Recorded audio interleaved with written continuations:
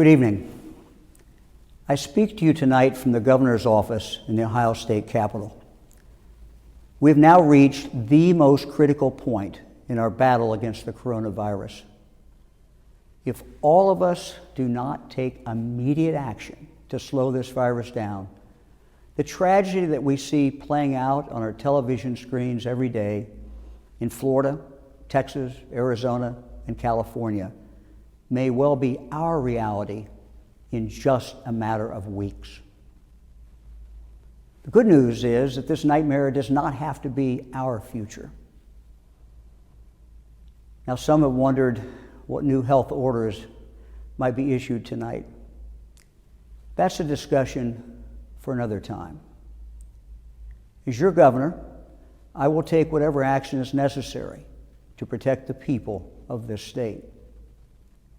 But the truth is, what your local health department or the Ohio Department of Health or what I order is not nearly as important as what we all do in these crucial days ahead. Our future truly lies in our own hands.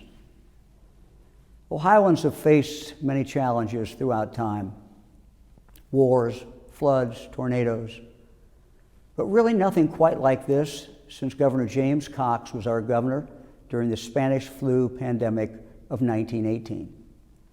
Governor Cox and I are both from the Miami Valley, but the reason I keep his figure here is to remind me of the resilience and the strength of all Ohioans who went through that horrible tragedy. And I know that Governor Cox must have felt, as I do every day, the pain and anguish of each family who lost someone to that virus. Early this year, we watched as the coronavirus erupted in China, Europe, then in the United States, and then in Ohio. But in Ohio, you did what Ohioans always do. You rallied. You rallied together. You did what needed to be done early in this fight. And you took a collective leap of faith in a battle against an invisible enemy, the likes of which hadn't been seen in Ohio and this country in more than 100 years.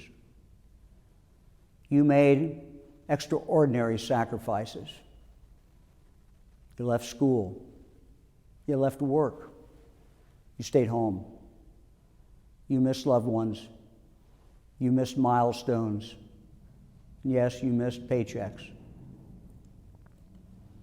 Because you are Ohioans, strong, steadfast, selfless, you also saved many lives. You flattened that curve.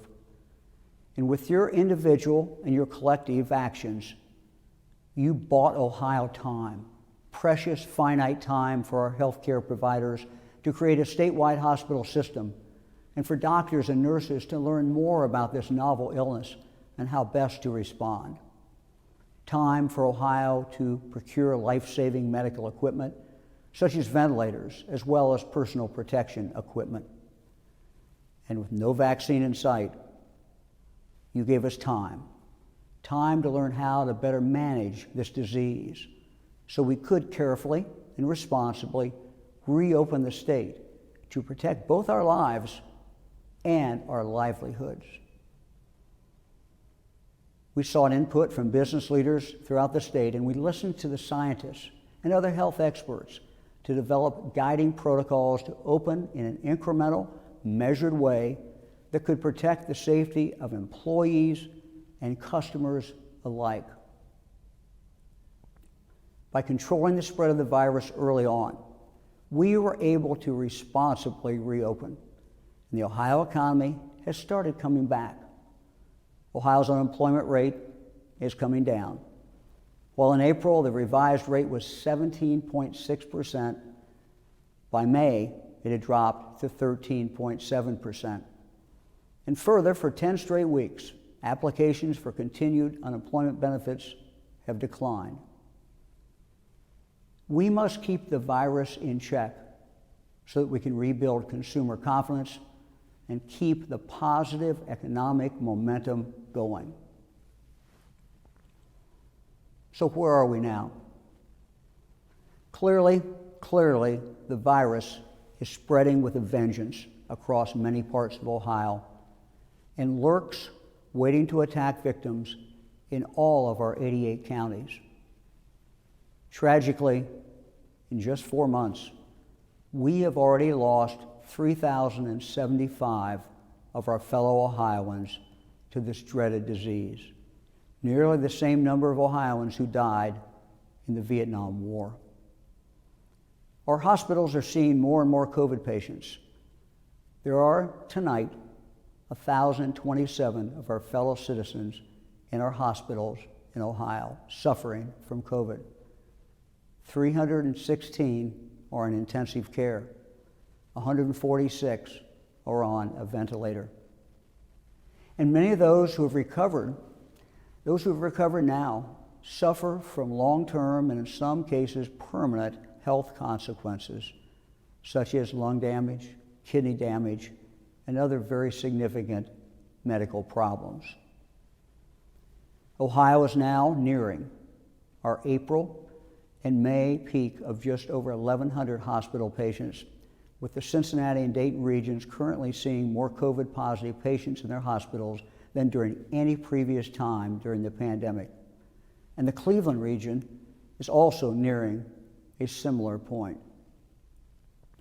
Now, at the beginning of the pandemic, it took Ohio 20 days to reach our first 1,500 total cases. Last week, we saw over 1,500 cases in a single day. And to think, just a month ago, we were only at 400 new cases per day. Now, I know that some say that our case numbers are increasing because we're simply doing more testing. Yes, we certainly are doing more testing, and we want to do more testing. In fact, our testing has gone up by 87%. But our number of positive cases has skyrocketed to almost 200%. Clearly, our number of new cases is not just the result of increased testing. Let's look again at Ohio and Florida. On June 9th, Florida had 1,200 cases per day, about the same number of cases that we had in Ohio yesterday. This past Sunday, just 1 month later, Florida's case numbers were at 15,300 new cases in one day. A month ago, Florida averaged 8.3 new cases per 100,000 residents per day, a little bit under what we have in Ohio currently.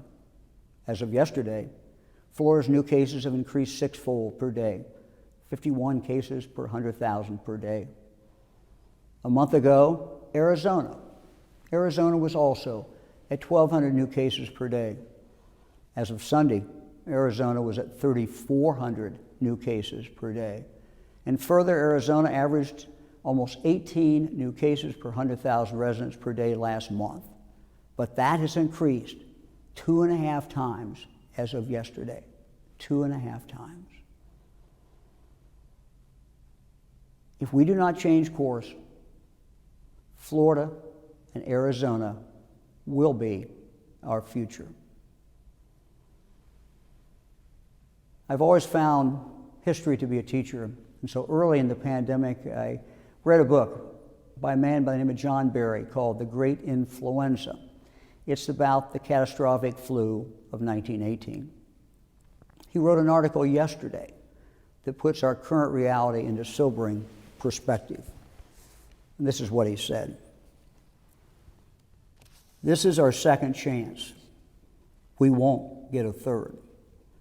If we don't get the growth of this pandemic under control now, in a few months, when the weather turns cold and forces people to spend more time indoors, we could face a disaster that dwarfs the situation today.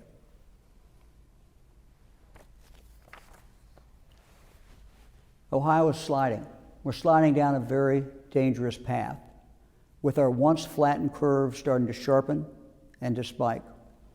This worrisome, disturbing reversal of our progress should be a jarring reminder of just how quickly our fate can change. A matter of weeks can change our trajectory. Weeks can alter our future. Weeks can change our lives. Weeks can be the difference between who lives and who dies in Ohio. We must act, and we must act now. My friends, this is not a drill. This certainly is not any hoax. This is not a dress rehearsal. It's the real thing. The enemy is here, and Ohioans have simply come too far in this fight to cede ground now. My fellow Ohioans, you have changed history with this virus before. You did it. You can do it again. But I'm afraid that our window of opportunity may be soon closing. As we have seen in Florida, California, Arizona, and Texas, once things start moving downhill, they move very quickly. And it's so very, very hard then to turn things back around. My fellow Ohioans, you, all of us together, we have the power to change that future. This is a defining time, the defining time for each one of us. And there has been no greater call in recent times for Ohioans than for us to call upon our better angels, as President Abraham Lincoln said, to do what is right, to protect each other. Ohioans have always been a people who've been willing to sacrifice today for a better tomorrow. Tonight, I'm asking each of you to take action now, to sacrifice now, so that our kids can be in school this fall, so they can at least have a chance to play sports, so our businesses can remain open, so that Ohioans continue earning a living and a paycheck and support their families. Now, what specifically am I asking you to do? Let's start with masks.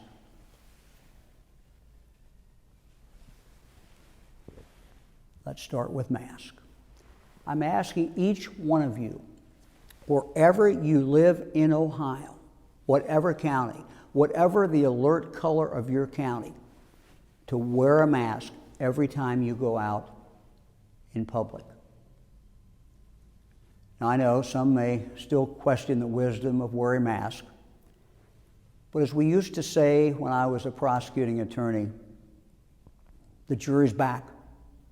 The verdict is in.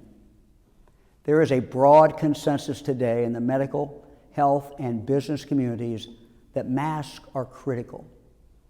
Yesterday, Dr. Robert Redfield, director of the Centers for Disease Control and Prevention, said the following: If all of us would put on a face covering now for the next 4 weeks, 6 weeks, we could drive this epidemic to the ground.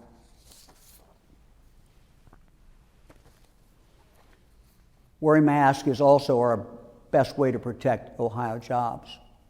A recent Goldman Sachs report shows that wearing face masks can be viewed as an alternative to lockdowns, and they should be looked at that way. They found that in most cases, within a couple of weeks of people consistently wearing face masks, there was a slowdown, a real slowdown in the spread of the virus. Further, the study suggests that to curb the spread of the virus as successfully as wearing face masks, successfully as that does, we would have to consider a lockdown that essentially would subtract 5 percentage points of the country's gross domestic product. Certainly not something we want to do. But masks are not enough. They're not enough. Now, let's be honest. All of us have started to let our guard down. I know I have. We're tired. We want to go back to the way things were. and that's very, very understandable.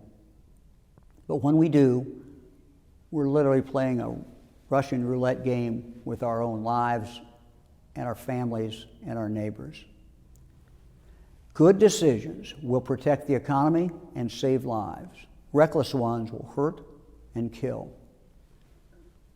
Now, these are tough questions for all of us, but we need to ask ourselves, will that family reunion be worth it if our grandmother later tests positive for COVID and dies?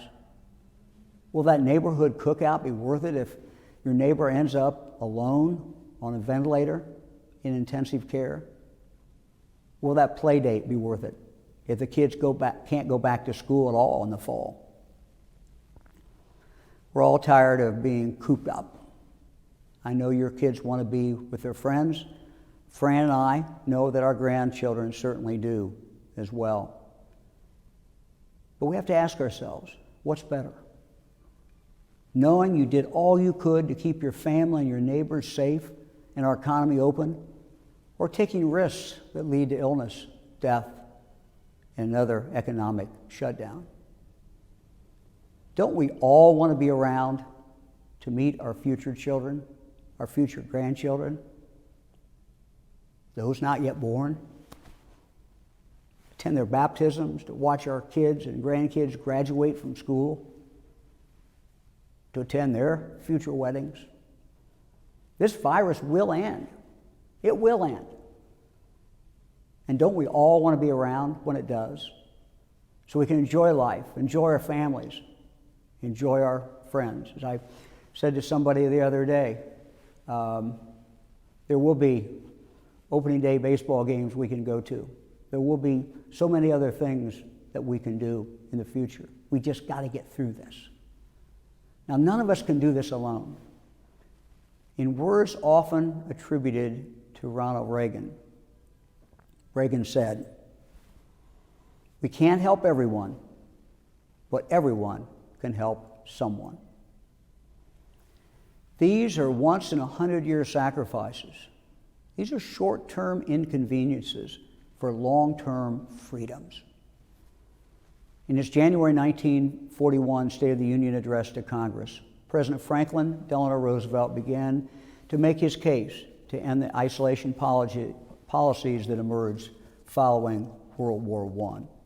He spoke of America's need to sacrifice in times of crisis and the unity that comes with the nation's collective actions.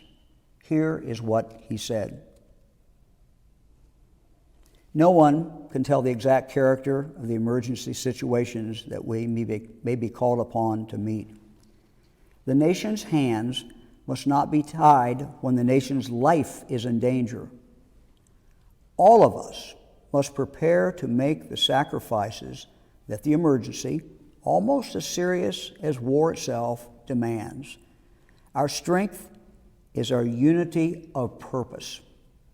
And to that high concept, there can be no end save victory.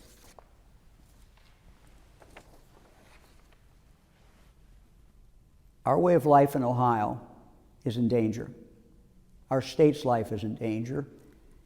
And our own strength lies in that unity of purpose. Early in this pandemic, Ohioans came together.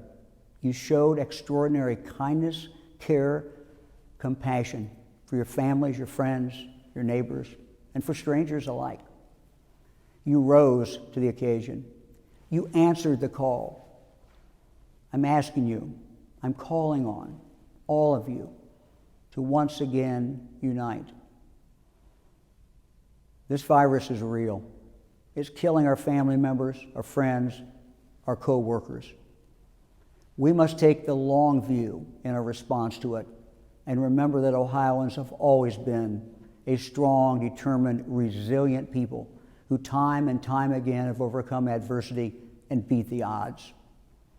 From the Native Americans who created intricate and massive earthworks, to the pioneers who navigated their way along the Ohio River and constructed the National Road, to the abolitionists and African Americans who worked together to create an underground railroad leading those in slavery to freedom, to the immigrants who built our cities, to the African Americans, and those from Appalachia who migrated to Ohio to work, raise a family, start a better life.